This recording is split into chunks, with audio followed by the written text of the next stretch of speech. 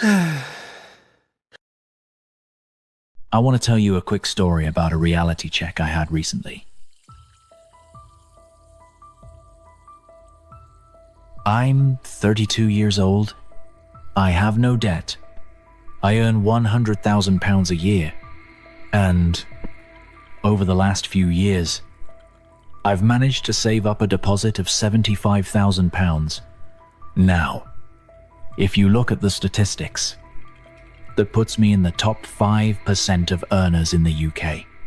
By all traditional, on-paper metrics, I should feel rich, or at least very, very comfortable.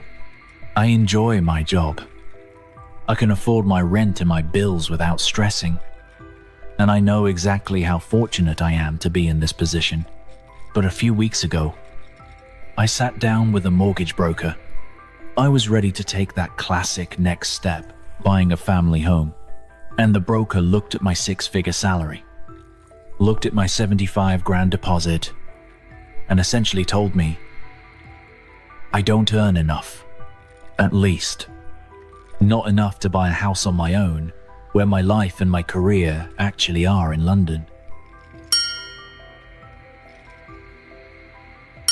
And it left me with this massive, glaring question. Why?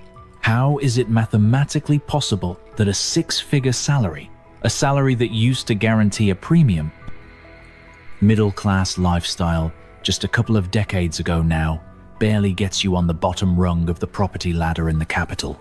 Why do so many high earners in the UK today feel, well, poor?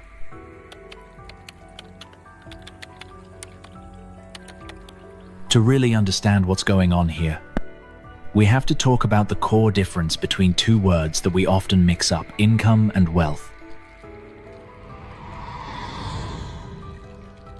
Income is the cash I get paid every month for doing my job.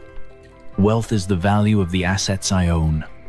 Property, investments, inheritance.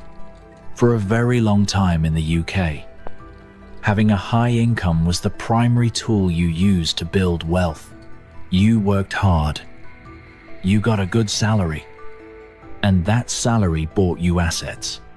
But today, the rules of the game have completely changed. Having a high income no longer guarantees you high wealth. Let's break down the actual real-world math of my situation, because it perfectly highlights the problem. When you go to a bank for a mortgage in the UK, the standard rule of thumb is that they will lend you roughly 4.5 to 5 times your annual salary. So, my salary, £100. Ling, ling, ling. Multiply that by 5, £500. Ling, ling, ling.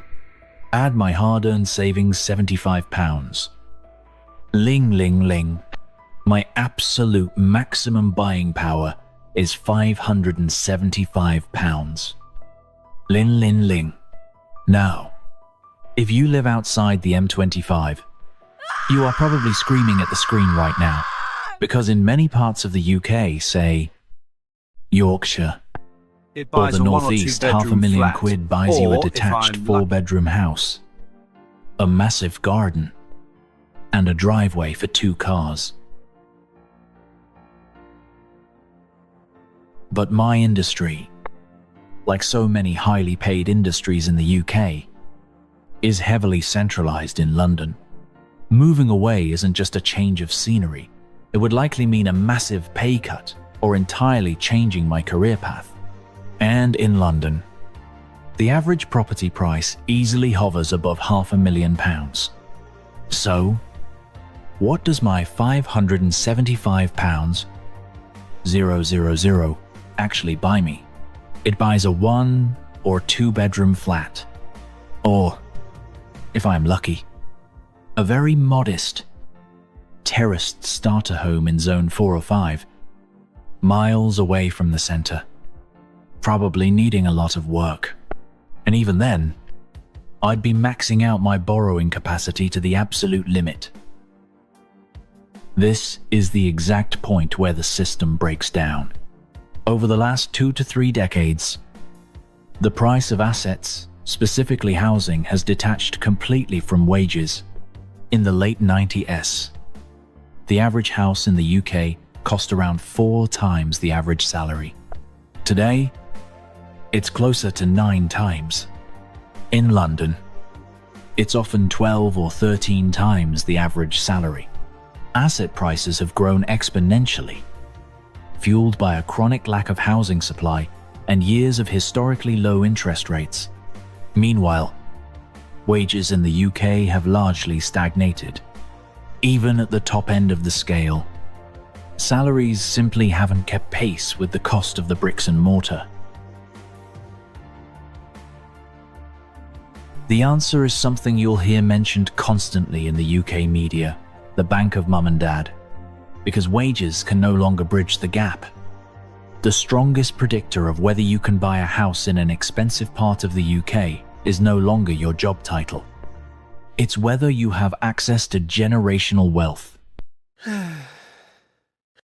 When I'm looking at a nice family home in London, I am not competing against other 3-2-year-olds who earn exactly what I do.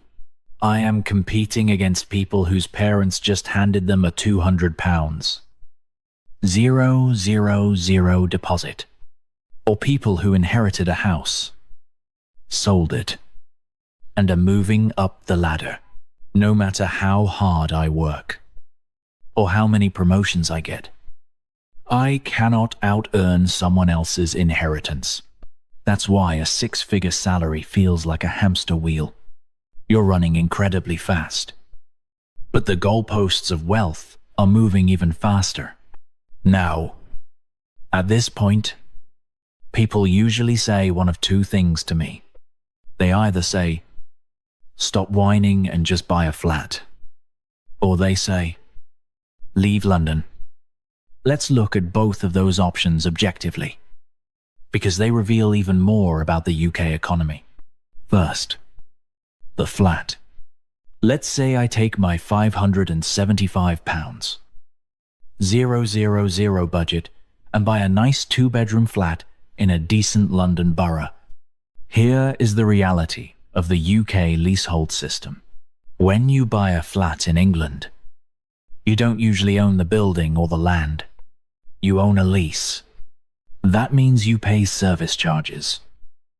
Right now, in London, service charges are spiraling out of control. It is entirely common to pay 3, is 4, or even £5,000 a year just in service charges, money that simply disappears and doesn't build any equity. Add to that the nightmare of post-Grenfell cladding issues, where thousands of flat owners are trapped in properties they can't sell. And suddenly, sinking £500,000 into a leasehold flat feels like a massive financial risk. Okay, so what about leaving London? If I move up north, yes, my money goes further. I could buy a beautiful house. But to maintain a £100 000 salary outside of the southeast, in my specific industry, is incredibly difficult. The UK economy is famously unbalanced. So much of the high-value tech, finance, and media infrastructure is concentrated in the capital. If I move, I compromise my career trajectory. So, what are my actual options? Option A, compromise heavily on the type of property I buy and accept that I'll be paying massive service charges. Option B, look into shared ownership schemes, which means I only own a percentage of my home and pay rent on the rest. Or option C, marry someone who is also a high earner, or someone who comes from money. I want to be really clear here. I am not asking for sympathy. I know that having £40, 0 inches cash, investments, and a great salary is a massive privilege. If I'm feeling the squeeze, I can only imagine how impossible the situation feels for someone earning the UK median wage of £39. Ling, ling, ling. But this isn't just a story about me being annoyed at property prices. It's an observation about how the fundamental structure of the UK economy has shifted. We are moving away from an economy where wealth is created through work, and towards an economy where wealth is maintained through asset ownership. If the top 5% of earners in the country cannot afford to comfortably buy a family home where the jobs are, it means the link between hard work and financial security is broken. It means we are returning to a society where what you own matters infinitely more than what you do. And that is exactly why. In modern Britain, you can be in the top tier of earners and still feel completely priced out of the dream. Don't leave your French spouse to the statement, so the brother subscribe and present your future today.